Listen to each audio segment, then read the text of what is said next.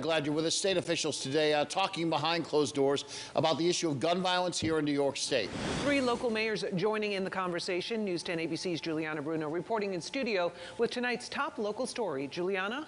John and Lydia, the Division of Criminal Justice Services came to meet in Albany on behalf of Governor Kathy Hochul, whose 2023 budget devoted $227 million for gun violence prevention programs like SNUG.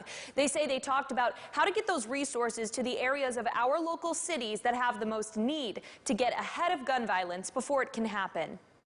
Before COVID-19, we had record lows in firearm-related homicides, shooting incidents, and shooting victims within our partner cities.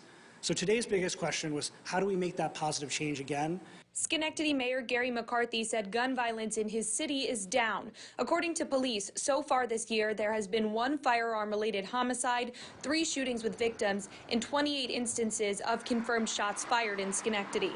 McCarthy said the 3 major capital region cities connect on these issues. A lot of the activities and those individuals that make poor choices in one of our communities influence the activities in another community, and it's that overlapping that creates a bigger problem. I'm not sure that anything new was unearthed in those conversations today, but we shared those understandings with the state, which is critically important because the state brings important resources to bear. In Albany, more guns have been recovered in 2022 year to date, but shots fired incidents have been more prevalent, and just as many have been victims of shootings so far this year as this time last year. There's no one approach to dealing with community violence, and in fact, law enforcement is only one piece of what needs to be a broader investment in a community and in communities that have been disinvested for decades and decades, and quite frankly, centuries.